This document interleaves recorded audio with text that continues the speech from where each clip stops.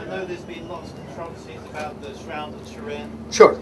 And I've never really looked at it in any depth.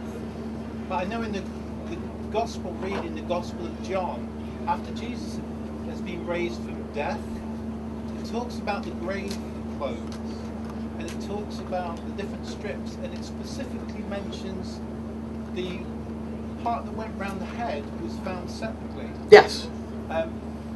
But I presume the Turin shroud is just one piece of Right. cloth. Okay, so you're asking me about the second cloth mentioned in the New Testament. It said it was folded and separate from the other.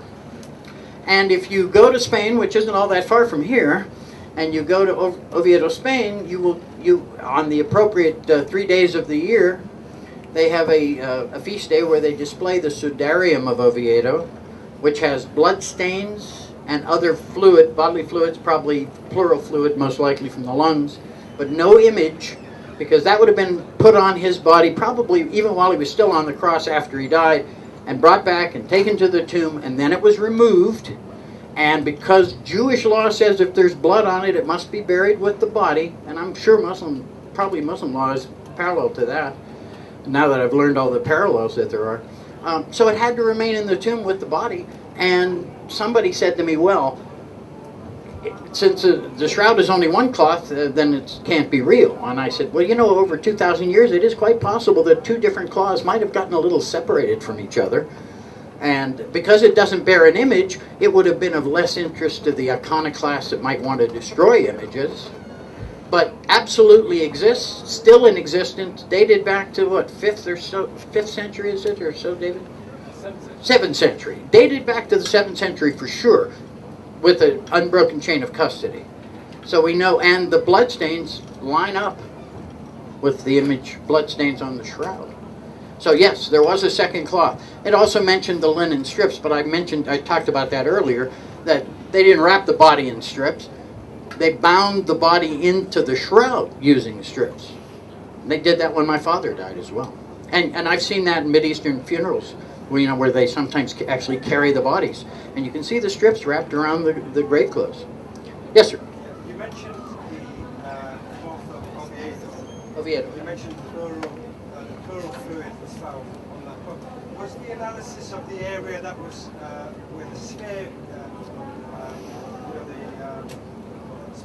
Spear wound. Spear, that's the word. There you are. The spear, where the spear was inserted into the thorax, did that find pleural fluid? They did, and I showed you the photo of the blood serum, separating from the serum. With the halo around. Yeah, with the halo around it. So when they said blood and water, if the man were dead, there would have already become a separation between the particulate content of the blood from the serum, which is the liquid portion. So that's one possible explanation for that. But the pleural fluid that was found on the face cloth, remember, that would have been there first. They would have moved him probably to the grave, to the tomb, with that around his head. Once they stopped moving the body around, there'd be probably less of that when he was put into the shroud. So there wasn't much, but was there yeah, we didn't find as much pleural fluid on the shroud as we did on that has been found on the Sudarium. And I think there's a logic to that based on the fact that would have then been removed, kept in the tomb because of Jewish law, but separated, and then the body began to be prepared. But also remember this, the body preparation was never fully completed, at least according to the New Testament. They had to stop because of the approaching Sabbath that began at sundown. So the women were ostensibly coming back Sunday morning to finish what they had begun, because it would have violated the Sabbath to do it after sundown. So, any other questions? Yes, sir? I have a question in regards to the face. Now, the human body is in 3D, and once you have a cloth, you put the cloth around anyone, it would give a distorted image of that. Yes, it would. It's called wraparound distortion. Exactly. Right. So, has there been any replication of that at the moment, historically, well, or? Many people have attempted to create a body, and if the image of the shroud were a sole contact image, then we would expect to find that. But I've already shown you, based on the cloth body distance separation, that it's not just a contact image. There was imaging at a distance of up to about 4 centimeters. So I think that that might explain it. And the other thing is this: in the Gospels, New Testament, it talks about 100 pounds of spices and for preparation of the body. Well, they would have brought that how? Not they wouldn't have just poured it on the body. They would have brought it in sacks or jars. And there are no side images of the man of the shroud. Now remember, Friday evening, I'm going to get you next. Friday evening, the sundown fast approaching, where are you going to put the 100 pounds? Well, maybe you just place it around the body. We have no side images. That would have lifted the cloth away from the sides and perhaps kept it more flat, minimizing some of that distortion. There is some distortion, but it's not the dramatic wraparound distortion that would be there if it were a sole contact image. Good question. Young man. As you mentioned in your presentation, that the one that Jesus, the prophet Jesus, one of his legs were folded, and you mentioned that his hands were together like this. Does that mean through the light image? It was light. The light image. Oh. What? Does that mean he was alive? Does it mean he was alive? Wow, you notice that no adult would dare ask me that question, knowing I'm a Jew, you're Muslims, and there's certainly some Christians in the room, and we know that that is the difference between the Christian faith and the Muslim faith. But a young lad like that is not inhibited. And so here's I'm going to give you the same answer I gave earlier in the day to some folks who were in here. And I certainly didn't come here to challenge anybody's faith, okay? I came here to basically present you with the evidence that we have on the Shroud of Turin. What it means and how you interpret it is up to you, not up to me. If you're asking my opinion, I believe that there's more evidence towards death than not. But I always leave the door open because we're studying a piece of cloth. And a piece of cloth, no matter how important and how much information is there, cannot answer every question. Okay? My personal opinion is he was probably dead. Notice how I said that. He was probably dead. But I also understand the Muslim tradition and point of view because I studied that before I came here because I didn't want to come here and be an ignorant fool.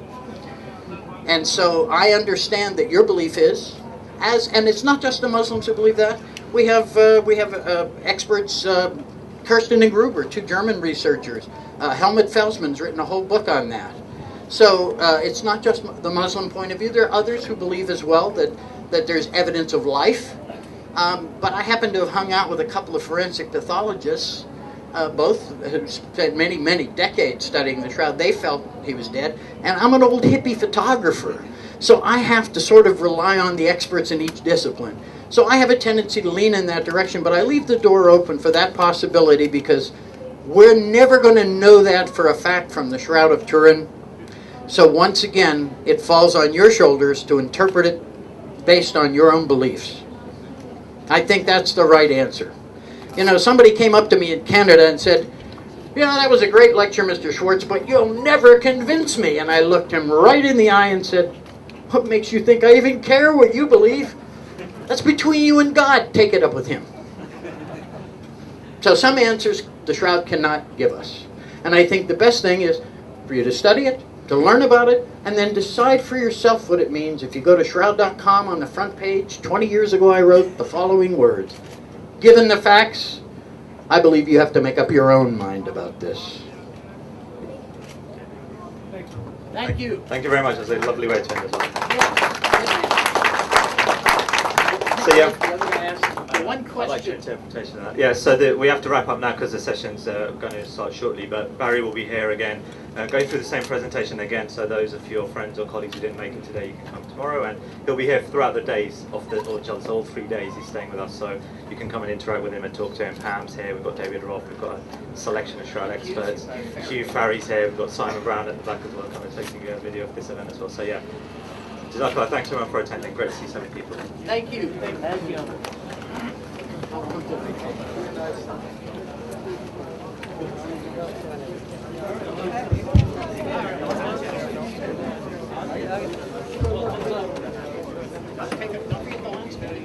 Rule number one, take out the lens. They took that piece out, they cut it in half, put aside one half, took the other half, cut it in third, and that's all they carbon dated in 3 different labs. But nowhere else on the shroud did they take one sample. They're on the side.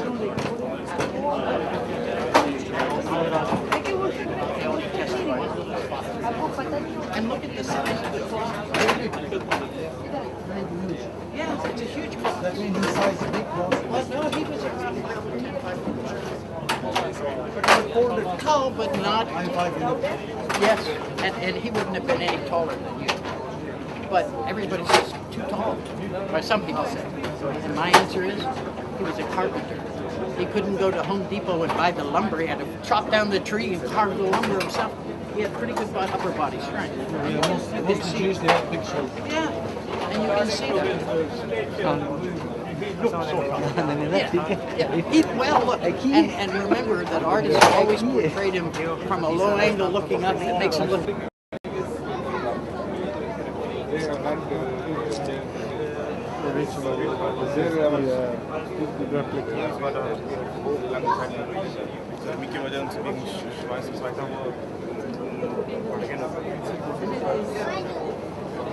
No, I'm still skeptical.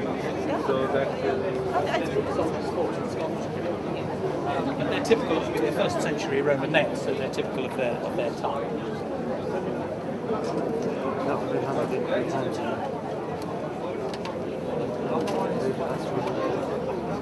I mean, they're not just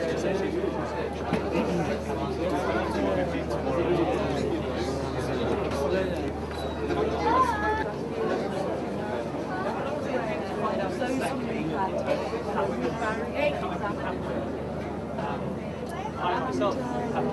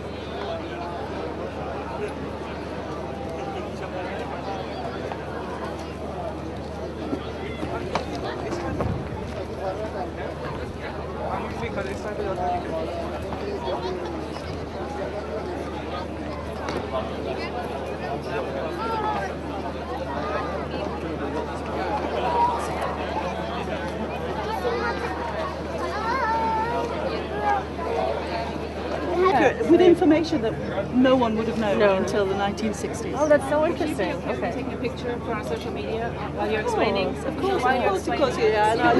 You pretend to be Quoting about it. Does anyone? Oh, there's another thing that's quite interesting, which is that I don't know.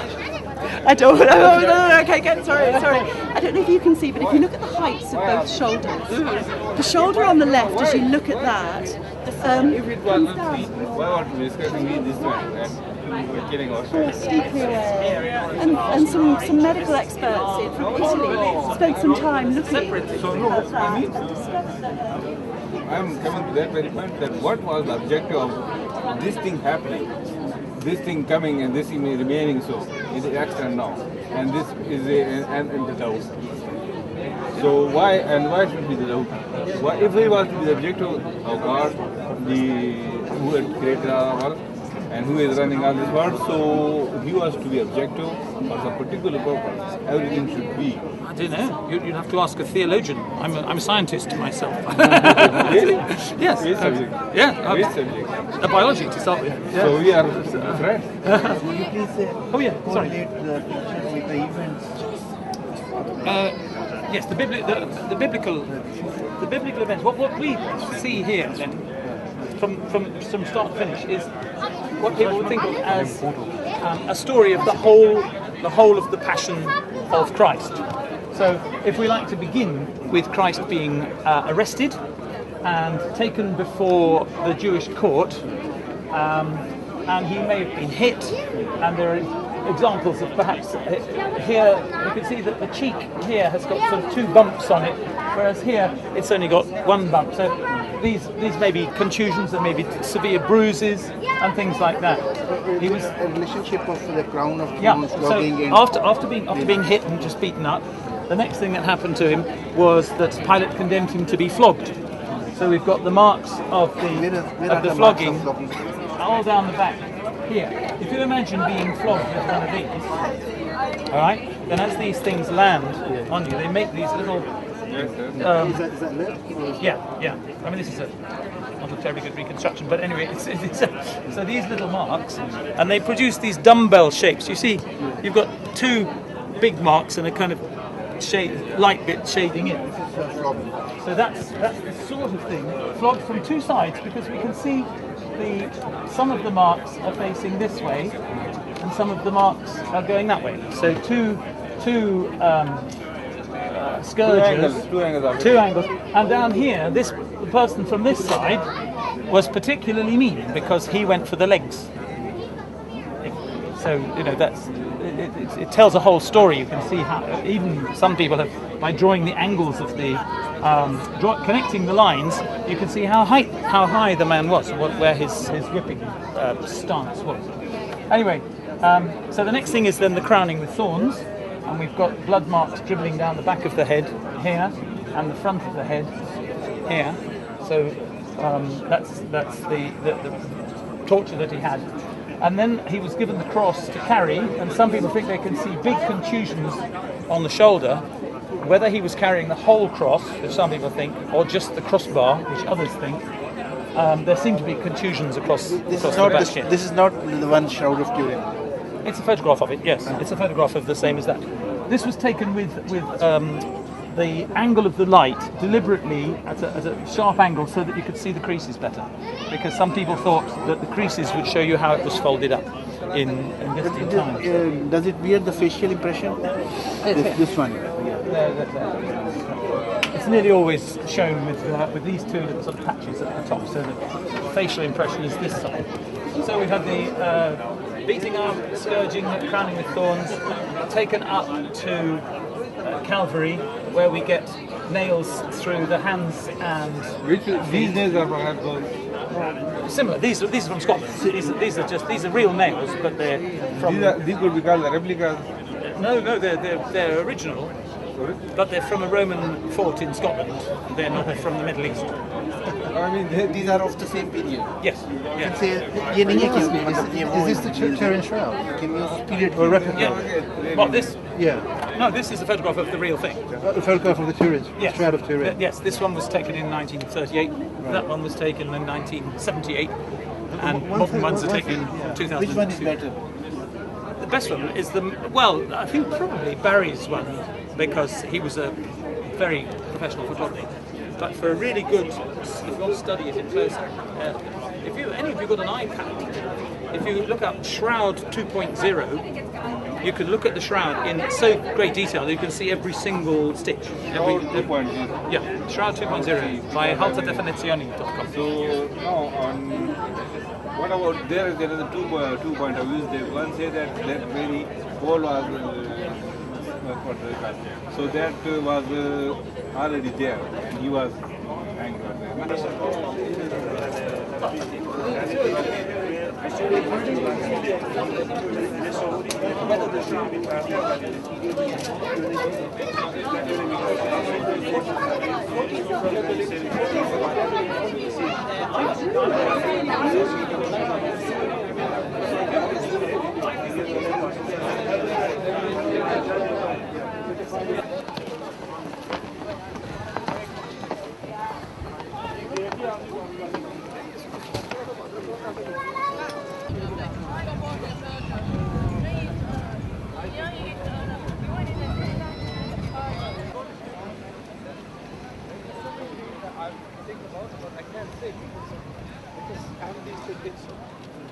Many like doing about here, but then they feel insulted.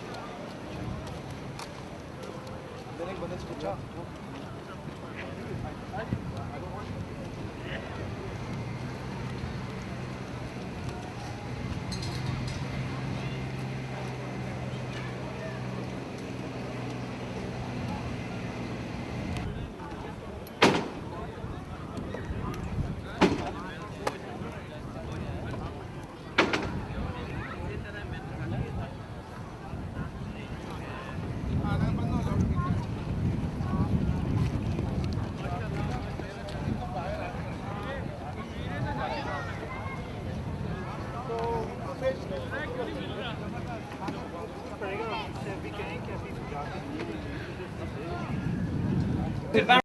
Barrie's website, but anything that you're interested in, blood flow, and then you get a whole list of things about that. Which was it again? Sorry. I could not because the author, I was not thinking of the new otherwise I was doing. I had this Shroud of Turin. Having trouble hearing. Shroud of Turin. That's how we like it best. Of Turin, yeah. Oh, Ian Wilson. Ian Wilson. It doesn't seem to have any substance on it. All it is the fibres themselves degrading. If there was a substance on it, that substance has either been removed or has fallen off. I've got a picture of it. I've printed it in my phone. I've got a picture of the image, and you can see the corrosion. What about that? Yeah, that's the blood. So it's a detailed So he has not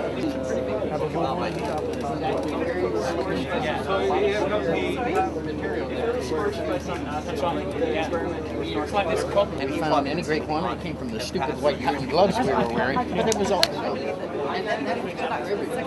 the first century to cloth as well. And there's witness. And Joseph of Arimathaea. what is the opinion of Methodists? Sorry? Methodists? Across here, can you see that? Then the legs come down here. So on the face, what we can see is various things. If you look at this, you can see it a bit more clearly. Can you see that the light should... Can you see above the head, there's what looks like some blood that goes down there. On this image, blood shows white. These marks here, like number 3. We did something called pyrolysis mass spectrometry. Can detect 1 part per billion. Now, in those days, there was no internet, no computers for us to use. So what did we do? The guys at Los Alamos National Laboratory, you might have heard of them, they invented the first atomic bomb. They did. The one that was dropped in Hiroshima, that's where it came from. So they're pretty smart guys over there. So the pyrolysis mass spectrometry didn't find anything, and how do we know this? So the guys at Los Alamos put together a database of the spectral characteristics of every paint, pigment, and binder known to man from medieval to modern times. Now we have a graph that shows what all these different things would be. A graph for each different particular paint, pigment, dye, whatever. And we looked all over the shroud. And we didn't find any. Zero. There was no paint, pigments, or binders on the Shroud of Turin. There were a few particles of red iron oxide, which is something that is used as an ingredient of an artist's pigment called red ochre. The only problem is it was never used in its pure form, but always mixed with cobalt or manganese, or sometimes both, because it made it a better artist's pigment when they mixed it with an oil or water-based paint. I wasn't sure which, but not an expert on paints. So with that information, we could look across the entire shroud and realize that we found zero of any of these compounds, pretty much eliminating painting as one of the possibilities. Now, one of the other theories was photography. Maybe it was a photograph. It certainly has one property like a photograph. The lights and darks of the image are reversed, just like on a photographic negative. Now, I'm going to say this to you. I was lecturing to 10-year-olds a year or so ago, and I mentioned film. And a 10-year-old boy put his hand up and he said, "Excuse me, Mr. Schwartz, film, is that a USB device?" Now I felt old, because 10-year-olds, and some of you might not be too much older than that yourselves, I don't know, but 10-year-olds, in their lifetime, film's been gone. Nobody knows what film is anymore. They only know digital. And these days, in the earlier days, 20 years ago, and earlier than that, it was always film. So, we eliminated painting. We eliminated that. Photography requires a light-sensitive material. And the most light-sensitive material used photographically since the invention of photography is silver. There was also a thought that perhaps the holes that are burnt into the cloth by the fire in 1532, where all these patches are in this image, that they might have been the result of molten silver from the reliquary, the box in which it was stored. The problem is, the inside of the box was wood, the outside of the box was covered with silver, so the thought was maybe the silver melted, because silver has a relatively low melting point. So we started looking for silver. So we had the spectral characteristics of silver, and we looked for silver. Now, we looked not just around the burn holes, but we looked all over the shroud. And it's a good thing we did, because some years after we came back, somebody right from here in the UK, as a matter of fact, Lynn Picknett and Clive Prince came out with the theory that, yeah, the shroud isn't a painting. They agreed it wasn't a painting because they saw the evidence we brought it that it wasn't. They said, no, it's not a painting. Actually, it's a photo made by Leonardo da Vinci. And they wrote a book called Leonardo Did It or something. As a matter of fact, that's why I built Shroud.com. I got a phone call from a friend of mine. He said, "You know that shroud thing you're involved with?" And I said, "Yeah." And he said, "Well, you know, it's just a photo made by Leonardo da Vinci." And I laughed because I thought he was joking. And I said, "Where did you get that information?" Now, I don't know about how it is here, but in America, when you go to the supermarket and you buy your groceries and you go to pay at the checkout counter, that's where all the tabloids are. So I said, "Where did you get your information?" He said, "Well, my wife and I were at the supermarket, and it was on one of the tabloids." And I had an epiphany at that moment. I realized, here I am. I was a member of the team. I was there. I collected the data. I made the photographs. I've been archiving this stuff for years. And I realized the general public doesn't read peer-reviewed journals. And that's when I got the idea, consider building a website. I wrote on a little folder on my desk. And that was the genesis of Shroud.com, which is turning 20 in January. So I've been there a while on the internet. And anyway, so back to the silver. When Picknett and Prince came out with their theory of Leonardo da Vinci, and this guy said this to me, and I asked him where he got the information, I pointed out to him that the shroud is documented being on public display 100 or so years before Leonardo was born. Now, he was a good artist, but he wasn't that good. I mean, that's kind of a ludicrous theory. But at least they accepted it wasn't a painting. So anyway, we look all over the shroud, and you need some silver. And then a gentleman from South Africa, Nicholas Allen, who's an art historian, he took it to the next step.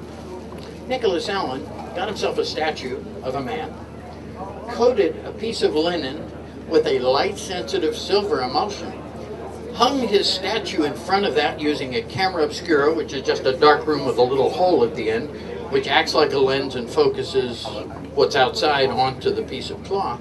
And he actually created an image on linen using a camera obscura and said, this is how the shroud was done. So Picknett and Prince sort of adopted that. The only problem with Nicholas Allen's theory is he never took his result. And by the way, it took 4 days for the body to hang there, according to Nicholas Allen, to create the exposure necessary to see it on the cloth. Now, we're talking the Mideast here. In Jerusalem, you ever been there? It's pretty warm. If you hang a body for 4 days, it may start looking like a body at the beginning. But at the end of 4 days, it's going to, I don't even want to suggest what it might look like, kind of a pile of ugly, smelly stuff. And it's not going to look the same at the end of that 4 days as at the beginning. Nicholas Allen made it work because he used a statue, which doesn't change. But a human body can't be hung in the sun for 4 days and not change its shape dramatically. So this whole theory of, and the other thing Nicholas Allen didn't do, he did not take the result that he created and put it next to a photograph of the shroud to make a comparison of the two. It sort of looked like the shroud, so he said, see, I did it. Well, the good news is, I wrote an article challenging Nicholas Allen, and it's in the Review of Religions, most recently in the last issue this past May. So you could go right to the Review of Religions and read my disputing Nicholas Allen. And then, of course, the CNN did a documentary, and they brought Nicholas Allen back out of the closet after 15 years of my having disputed and proven that he was wrong by showing the evidence, because it makes a great video, you know. It looks cool when they go in the dark room and make an image. And, you know, they're documentary filmmakers. They're not looking to tell you the truth. They're looking to entertain you, folks. That's why I tell people, don't use documentaries as a place to study the shroud, or you're going to be filled with false information. So anyway, so Nicholas Allen did that. I sort of chastised him and put his image side by side with the shroud and pointed out all the differences. And once I point out the differences, you're going to see that, yeah, it kind of looks like the shroud, but it's not anything like the same chemistry or physics as the shroud. And after the CNN documentary came out, I wrote a follow-up article because I was so upset that they dusted off his old theory and put it on television again. And guess what? The May issue of Review of Religions has that article too. So if you really want to know why it's not a photograph, I can recommend Review of Religions as a place to go read those 2 articles and all the photographs that go with it. So that was the other thing. And the other theory that was about the shroud that we disproved was that they said it was a scorch. And you know, if you look at the burns and scorches up on there, especially at the edges of them, yeah, it's about the same kind of tonal color as the image that's on the cloth. So you can understand, because there was another skeptic who said, oh yeah, somebody just took a metal statue and heated it up and scorched it onto the cloth. Frankly, I'd like to see that statue, because it must have been a really beautiful piece of artwork. And here's the other problem with that. We did something called ultraviolet fluorescence photography, or UV fluorescence we call it. Basically, we direct a certain wavelength of light at the cloth that causes the cloth to fluoresce in certain wavelengths. And with filters over the lens, we only recorded the fluorescence of the cloth. It turns out that heated, scorched linen, which we see, we have plenty of authentic, we know the exact day of the fire, so we have all the documentation of when the scorches got on the shroud. And when you heat the cloth and you then look at it with UV fluorescence photography, any place where a high temperature effect has occurred, it fluoresces into red. So it looks kind of reddish around the peripheral of all these scorches. And the background of the cloth has its own fluorescence in kind of a yellow-green. So if the image on the shroud itself were made by high temperature, it would fluoresce, wouldn't it? You see the logic? That's called science. That's the logic of it. So we photographed the entire shroud with ultraviolet fluorescence photography, and guess what? Not only did the image not fluoresce, it even quenched the fluorescence of the background. The image on the shroud is not the product of a high temperature event. Simple as that. Well, maybe it's not that simple, but I tried to make it as simple as I can. So the three big reasons that we thought might be the cause of the image on the shroud, our team brought back the data that's published in peer-reviewed scientific journals that says it's not a painting, it's not a scorch, and it's not a photograph. Okay? Want to take it from here? Okay. I don't know how you follow that. That's brilliant. Well done. And years and years of experience, 40 years as an expert on the shroud. It's a real privilege. Well, let me just have one. Yeah. By the way, I'm not a Christian, and I'm not a Muslim. I'm a Jew. Just like the man on the shroud. And I thought I should add that at the end there, so you understand that when I came into this, I didn't have an emotional attachment to Jesus. The only thing I knew is he was one of our boys. Okay? So just understand, it took me 20 years after examining it in person before the evidence accumulated to a point where I became convinced of its authenticity. And I said this earlier today, so what's a Jewish guy getting involved with this for? Because at the beginning I said no, and at the end I realized it's kind of funny how God seems to always pick a Jew to be the messenger, and I'm just a messenger. Thank you.